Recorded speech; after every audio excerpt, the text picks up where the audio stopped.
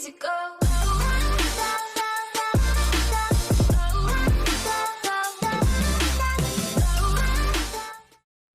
Buck Bros, what's going on, guys? Welcome back. As always, I'm joined with my fellow Buck Bros, Bryce, John, and Zach. How are you guys doing?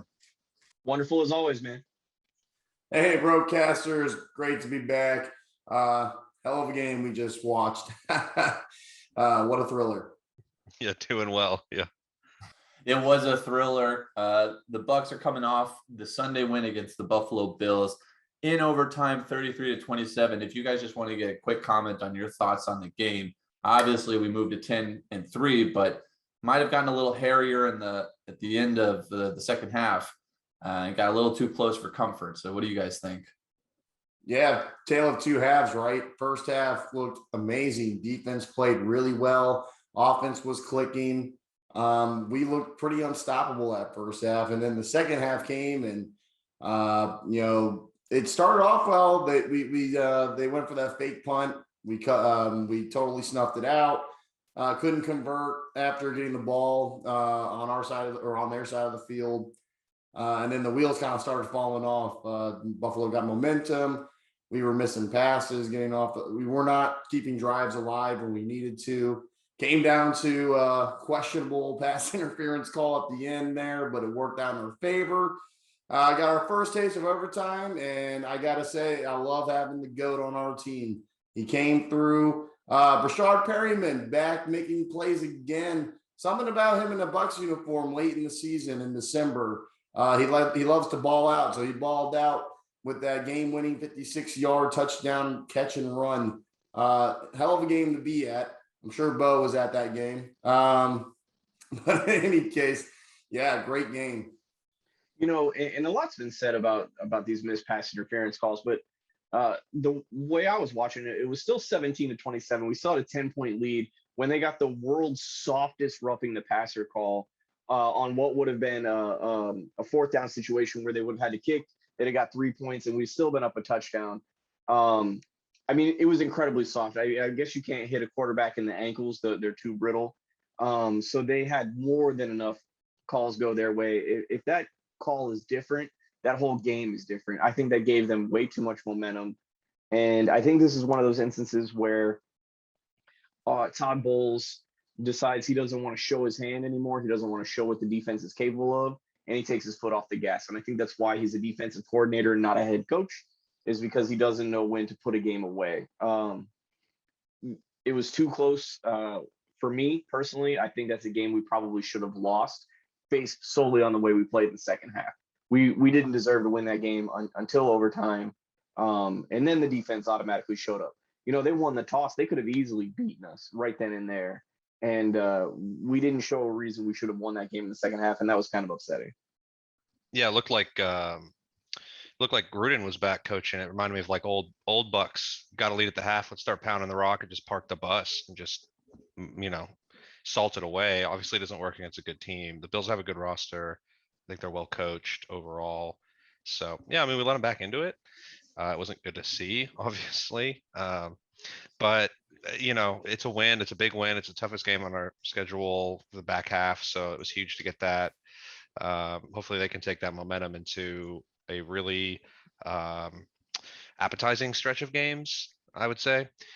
The Brady touchdown was oddly only the second time he's ever had a walk-off passing touchdown in an overtime game, which is wild. The other one was way back, like 03 or 06. Yeah. Bookending his career with one at the beginning and then one here towards the end. So it was cool to see. Perriman, UCF, it's always cool. So it was an exciting finish. I'm sure everyone's seen the spliced footage of that with Demaryius Thomas's touchdown against the Steelers. Yeah, super cool. I was excited at the end. Obviously sweat the whole second half because it's just like the team disappeared. It's like they didn't come out of the locker room. It's really weird, but I'll take the win. Yeah, I left the Buffalo Wild Wings after the first half thinking, all right, this is going to be a comfortable win. I got nothing to worry about. Was listening to Gene on the way home. It started marching a little bit, and I was like, okay, just a little bit of pressure here. And then as soon as I turned on the TV at home, totally different game. So, yeah, I was there sweating it out. I know people who left at 27-10 to try to beat traffic. I mean, they missed an entire game. I will say it was a little disappointing to see so many Bills fans in the stadium. You know, especially as they were making that run in the second half, they seemed to get a lot louder than all the Bucks fans there. I mean, it sounded great in the first half, you know, but the fans were definitely rooting when we were on defense. But yeah, too many blue jerseys. I hope with this red out coming against the Saints, they'll be all red jerseys. The Bills invaded Tampa. We were at the Hard Rock the night before, and you would have thought you were at some Indian casino in northern New York. They were everywhere. Well, you know, it is the beginning of snowbird season. It's unbearably cold up there in Buffalo, as we saw in their game a few weeks ago. So all those transplants who actually don't want to live in their crappy cities are now back in Florida where the weather is nice, and that's what they do. I think they did the same thing in our Buffalo game. Everybody in the tailgate on our little strip was a Buffalo fan, and you know, oh yeah, we're gonna come down here where it's nice and the weather's nice, and we'll root for our own team. Go back to your crappy city in your crappy stadium and root for your team that lost the Super Bowl 4 times in a row. I want to point out that they lost 4 Super Bowls that they went to. We've been to 2 and won 2. I don't want to hear it from Buffalo fans coming in. I agree with Bryce. You could hear them on the broadcast just cheering away for their team, and that's unacceptable. I think it's time to do what the Lightning do and restrict zip codes on credit cards for purchasing tickets. Keep them people out the stadium. I will agree. Unlike your Chicago take, I think I can easily agree. That's not a real city. Buffalo that's a trash can. It might as well be Canada. I You're mean- right there. Go ahead and be Canada. And OJ Simpson's part of your legacy? Okay. All right. Sick. I don't think we'll have any Bills fans watching this episode, but that's probably for the better. Well, I think the consensus is the game was way too close for comfort in the second half, but we skirted away with a win, and obviously a historic win at that with Brady's second overtime touchdown pass. And this one for his 700 touchdown overall, both postseason and regular season. What a stupid stat, by the way. I know. Overall touchdowns. That must piss Phillip Rivers and Matt Stafford off that's a stat that's tracked. Yes. Well, it is. And then this one was definitely more tightly guarded by the Buccaneers staff. If anybody saw the guy run over and pick it up immediately after Brashad Perriman dropped it. But the win gets us at 10-3. And I wanted to take a little time now that we're in the throes of the season and the playoff push is really starting to come into fruition now with every team off of their bye weeks. We have 4 games left, and I want to take a look at the NFC standing. So if you look at the screen here, we've got the Green Bay Packers first in the NFC at 10-3. We also have the Bucks and the Cardinals at 10-3. The Bucks in the second seed over the Cardinals, thanks to I don't know what the tiebreaker is. Strength of victory, I believe. Yeah, I think it's SOV. Strength of victory. So the 5th tiebreaker. And rounding out the division leaders, we have the 9-4 Cowboys. We look to the wild cards. We've got the 9-4 Rams off their big win on Monday night. 7-6 49ers edging the Bengals. And then in the last spot, we have the Washington football team and their tiebreakers against, I think, 4 other 6 and 7 teams vying for that final NFC playoff spot. So I first just want to ask, guys, what's it look like in terms of clinching a playoff spot this week? Is it possible? Can we clinch even more than that? What Yes. are the scenarios we need to look at as Bucs fans coming into this week against the Saints? Bucks can clinch their first division title since 2007 with a win over the Saints. I believe that is the lone scenario. We get a W, and we take our first title since 2007. Obviously, I hope to do better than last time. We immediately lost in the wild card game that year. But this red out that the team is looking to do on Sunday, I think this is a golden opportunity for us to clinch that division and then make our way into the playoffs 2 years in a row. Yeah, I'm with John. I think the Saints are the only team potentially at this point that could possibly win the division, right? So win over the Saints this week clinches it. Hopefully that is exactly what's going to happen. If not, just a Saints loss in any game down the stretch will clinch that division as well. So we have a chance this week to clinch the division, hold the NFC South title, which we haven't held, like John said, since 2007. So it's just a nice dichotomy from what we had last year, where we needed to have that 4-winning game stretch to get into the playoffs. It's nice to have that cushion and be ahead in your division and have the opportunity to clinch your division this early. Before we move on to further scenarios, anybody else see Drew Brees' response to like the Saints? They had posted after the Sunday Night Football game last year, where everybody on the panel picked the Bucks to win. And then the Saints kind of showed that, and then he responded like a couple days ago, something along the lines of, "Yeah, what happened after that? An ass whooping, right?" And so, I'm like, man, motherfucker, you didn't even win the Super Bowl. You're gonna be talking a bunch of crap. Yeah, the Saints have won one game since they beat us and had that little Super Bowl mini party in their locker room. I mean, they haven't exactly been filling up on W since then. And, we have to beat this team on Sunday night if we're going to be legitimate. This is not a game we should lose. They're on their, fourth quarterback. We should not let a tight end playing quarterback beat us if we are, thinking about repeating as Super Bowl champions. We need to go in here. We need to dominate and put them away and remind them that their era of superiority in the NFC South is over. I mean, Drew Brees can get all the hair plugs he wants. It's not going to take away from that hairline or the fact that their era is over. Okay. Go back to your moldy, run-down stadium and get out of here with that. It's time to beat them.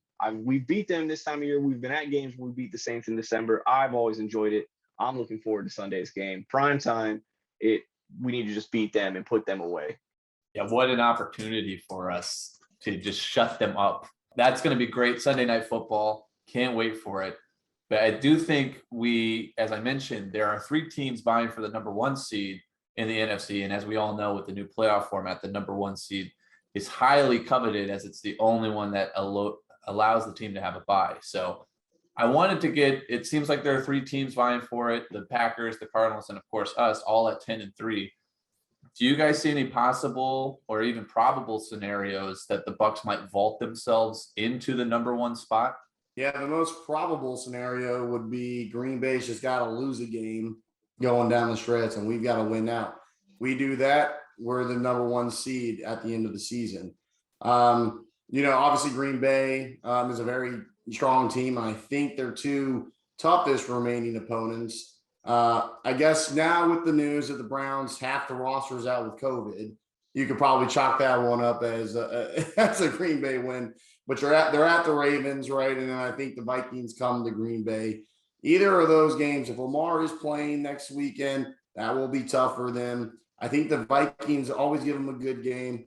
So as hard as it is for us Bucs fans to root, actually, I take it back. It's very easy to root against Green Bay as a Bucs fan. So root against Green Bay. We got to have somebody win. And if we win out, there's the number 1 seed. Yeah, 100%, Bryce. We got to take care of business first. We got to do what we need to do and win our games. But Green Bay does have a tough schedule. They've got like you said, they've got Lamar coming in with the Ravens. They've got Minnesota, who is leading their division as well. Or excuse me, not Minnesota. I take that back. But they also have the Browns, who are on the bubble and are looking to get in. All of their players who I believe went on the COVID list are vaccinated. So 2 negative tests, and they're all back in the game for that week. So it's just going to be one of those things where we hope that their remaining schedule is tough. They have some giveaway games too. I mean, they get the Lions to end the season. I mean, that's going to be a slaughter. They'll probably rest their starters at this point. I think Arizona's bubble's kind of been burst. So really just what we need to do is we need to win out and have the Packers take 1 or 2 L's to end the season. And I think we slide right in there to the number 1 seed. Yeah, the Cardinals have to play the Cowboys and the Colts, I think, remaining. So they have a definitely a more difficult path. But yeah, I think the math shows Bucks by 1 more win, I think we'll be okay. I mean, that's the key. And the Packers obviously, they lost to the Vikings once, so it's possible they lose to them again. The Detroit game, I think, is highly unlikely. The Browns game, I don't know. The Browns can't beat a good team. So to me, it's like Lamar or bust, like if I'm just being a realist about it. So I'll be, rooting for the Ravens and those ugly uniforms, but we'll see. Yeah, we're all in agreement though. There's no scenario in which the Bucks can lose a game and still. Well, I mean, if the Packers lose 2. Yeah, it's Yeah. very. I mean, There's a it's a- scenario. It's just a very unlikely scenario. I think there's a scenario where the Cowboys get the 1 seed. I mean, who knows? I don't want Oh that. yeah, there's a lot of scenarios, Yeah, but what's yeah, yeah. most likely, you know, There's if we still lose 4 to, games left. yeah, we've got the Jets, the Panthers twice. You know, I mean, we have some easy games If we're gonna lose a sandwiched in game, here. it better be to the Jets. It better not be another conference opponent. We can't afford another loss in the conference. Yeah, that's a good point. The Arizona Cardinals could still trump us with a conference record if we lose to a conference opponent like the Carolina Panthers. So it's a good point there. We do need to also keep in mind that Arizona is right on our heels as well. So it's good to, think about what the 1 seed is. I know we're all hoping for it, but let's go through the possibilities and say everything stays the same, right? Right now, the Bucks are the 2 seed. That puts us in line to face the 7 seed. And as I mentioned before, there are quite a few teams knocking on the door for that. So I want to get your guys' opinion of those 6 and 7 teams, and they are the Saints, Falcons, the Washington football team, the Eagles, and the Minnesota Vikings. Which of those teams do you guys think we have the best chance of, or we match up the best in terms of a super wild card weekend? Saints. You want the Saints? I want the Saints in the playoffs again. I want to put them on blast again. Let's see it. Part of me wants to say, the Vikings or definitely the Eagles. Those are probably 2 games that we win pretty handedly. I don't want to play Washington again just because they play us so tough. But the Saints also have a fairly easy schedule going out. They've got the Falcons, they've got the Panthers, they've got some easy wins on their schedule. They could definitely move up. And so yeah, I mean, I know it seems unorthodox, but I want to beat the Saints again. I want to beat them 3 times. I want to beat the Saints every chance we get. And so that's what I'd like to see. I love it. Yeah, I wouldn't enjoy anything more than beating the Saints once again in the playoffs. I agree with you with that, John. I do think though that playing any division opponent in the playoffs, it'd be the 3rd time, right? You'd have to play them, tends to be pretty difficult. So I would not want to see the Falcons or the Saints. I think we at home we have the advantage over both those teams. And if I had to pick one of the 2, Falcons for sure. But the team I think we would match up the best with out of those 5 would be the Eagles. We did already beat them earlier this season. So again, you've got that kind of familiarity a little bit. But that was earlier in the season. The Eagles, aren't very strong, to be honest with you. Jalen Hurts can make plays. He is a dynamic runner, but in terms of, if we're comparing it to the Vikings offense, that scares me way more. And then obviously with the Washington football team, they beat us already. They probably gave us our toughest playoff game last season in the wild card round. I really wouldn't want to see that again. So, if we do remain at that 2 seed, I like for us to play the Eagles at home. Yeah, I mean, I think aside from the Saints like being, a good story to beat them again in the playoffs, they probably have the worst quarterback out of that group. So that's, I think typically a good call is take the team with the worst quarterback. So it's not a bad option. The Vikings, they have a really balanced offense. I really wouldn't want to face them. Even, Dalvin got 100 yards on us last year, right? So they would scare me. It's probably the Eagles. They're not a really balanced offense. Their defense doesn't really put a lot of fear in your heart. So I'd say the Eagles or Saints. Saints defense just scares me with Brady. I don't know what it is. He just has a hard time playing against them. There's also an obscure chance we could end up facing the 49ers, the other wild card in our conference, which would be interesting because that's a team we haven't faced yet this season.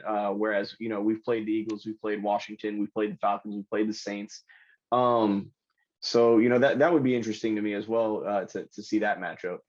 And we played them at home when we won our first Super Bowl in the playoffs. So it'd be a nice little trip down memory lane. That is true after their comeback against the Giants in the wild card weekend back in 2002. That is true. I think I personally just take the Falcons. I think for whatever reason, that team just doesn't scare me at all. I think their trench game is far inferior to ours. I think they got beat off the blocks. Last time we saw them, number 77 was a turnstile.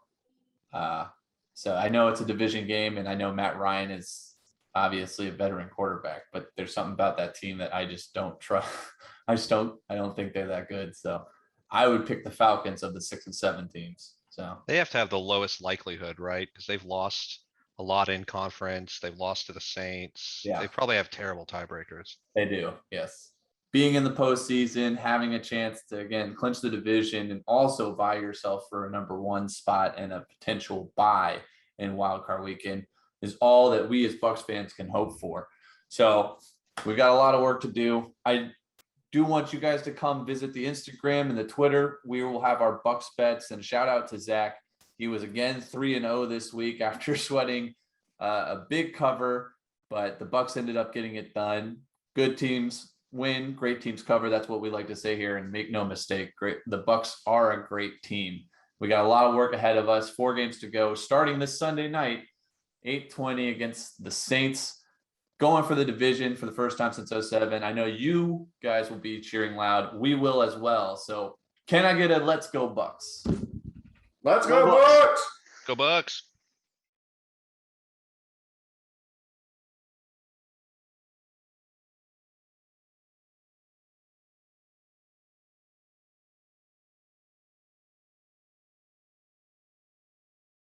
There's a very high probability that the 7th seed is going to have either, well, I guess you can't have a 500 record this season, a losing record. So don't tell that to the Steelers. You're playing. You can't tell that to the Steelers. They're going to go 8-1 for sure. Is that 500? That's got to be like I think it is 499 or something like that, right? Like, yeah, I don't know. Does that count as 500? It's better than a 'cause loss. It's a half game win and a half game loss when it comes to tiebreakers in the division. So yeah, it would be 500. 500, yeah. All right. All right.